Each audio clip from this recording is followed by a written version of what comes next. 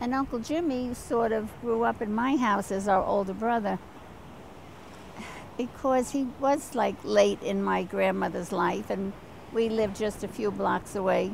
So he would have his football meetings in our house and his club meetings in our house, which my mother was always happy to, have those boys there. And he was very protective of us when growing up. When I first started to go out to bars, I would turn around and I'd always have this lovely surprise of my Uncle Jimmy standing behind me, just checking to see who I was with. At the bar? At the bar. And what I was drinking, which was hilarious, because one day I was ordering a black and white with water, and he was horrified. He said to me, that's the kind of stuff the bartender gives you. He said, you don't order black and white. Black and white like a Scotch. brand name? Well, I guess Like a it's generic not a crummy brand, but it's not like Chivas Regal. So that's when I switched to Chivas Regal and shocked all my future dates. You drink less, pay a little more for it, but you have better... I never paid for a drink in my life. He said, order Cutty Sark or Chivas Regal. And that was that. Was he a big drinker? Not at all. Not at all. Tommy was a big drinker, and George, but I don't think they really became big drinkers until a little later. And as they got older, they just unfortunately drank more and more. But Uncle Dick, Lily's husband, was very much in that in-group. Lots of fun, would sing at all the parties, and he was a fireman. But he seemed to drink very young and very much.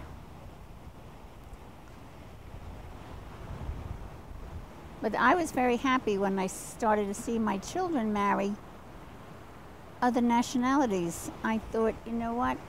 It's almost like royalty. When you're like me, 100% Irish, maybe the blood needs to be changed a little bit. Add a little Italian here or a little, something else there. So first we got Bruce with his Swedish blood. And so Jeff next? Jeff is Polish, or Polish descent. I think Eileen went next. And Eileen go next? Joni's husband is a little bit of a few different things. French? A little bit of French, a little bit this and that. Jimmy Shannon, of course, is Irish. But even Jack McNally had a little teeny bit of German blood in him. So... Ladybugs all over the place.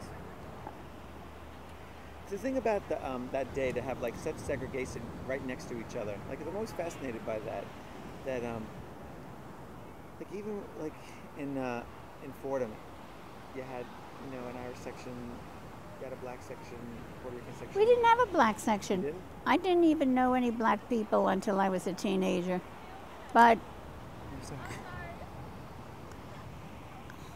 They thought I was someone else. I knew back in, even before I even knew any black people, that my mother would go out of her way to tell us all people are the same. And you take people as you find them, and you don't judge anyone. Wasn't she unusual? My mother? I think she was unusual. I think she was unusual in every area. Because I knew that you were unusual, and I didn't really know Nanny in that department. I just knew Nanny to be like some angel, but I never really got to hear her talk about. Well, in our family, you would never call anyone by any kind of an ethnic slur because you just knew that wouldn't have been tolerated. But one of the people that was I can't even say a friend, they didn't pal around together, but there was an Italian lady in our building who taught my mother how to make tomato sauce. And my mother would go over to Arthur Avenue, which was a very Italian shopping center where a lot of Italians lived. And she would buy from these stands all the ingredients to make her own sauce. And sauce like an Italian would, or sauce like an Irish person would? Sauce like an Italian would, and it would simmer on the stove all day long. until we were absolutely crazy with hunger, smelling that. But we often had a big plate of spaghetti for dinner, and that was it. You know, nothing went with it. Not even bread? We didn't even have the bread and butter to go with it. But you got enough to eat because we had a lot of spaghetti, and it was delicious. So, you knew that no Irish guy would... no Irish guy worth his salt was going to make me pay with 6 little kids. That's funny. But one time I remember being dropped off at the zoo with some of the Sherry kids too, and we had all gone in the station wagon. So I was dropped off with about 9 children, and Daddy said he'd come back and pick me up like at 5 o'clock in that spot, and he drove away. And then I found out they had changed the rules and you had to pay to get into the zoo. And I was so shocked, I almost cried. And I thought, what will I do with 9 kids? And there were no cell phones. Like, we were going to stand there, you know, in front of the zoo for hours.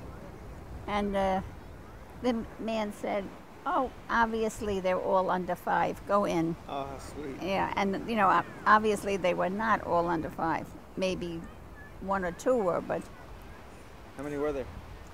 I think there were about 9 that day, because we didn't have seatbelts. You just put kids in the car until you couldn't fit another one in. The kid on your lap was just your airbag. I don't know how... I don't even think we had seatbelts in the cars then, much less how to use them. Yeah, they hadn't come out yet. It's funny, when seatbelts first came out, they didn't catch on for a long time. And people really fought using them.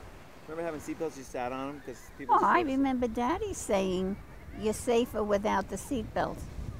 Well, that was nonsense, but, you know, a lot of people thought that way.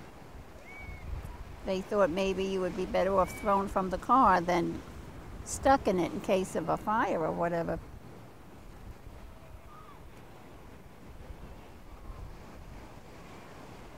So I don't know how our family reunions got to be so much fun, but I just think it was really due to my grandmother, who taught her children, who taught their children, and it goes on. And when I'm with Mary Beth and Joanne and Ricky and Donald and Michael, I just know I'm going to have an awful lot of fun. And as they grew older, it was the exact same thing then with Janelle and Malachi and Mariana and Joseph. And I see like Mariana's little kids, and I think they look like they're already, you know, enjoying the parties and part of the fun. And so I think this will last, and I think it will go on. And fortunately, you know, some of the girls have homes big enough that they can invite everyone.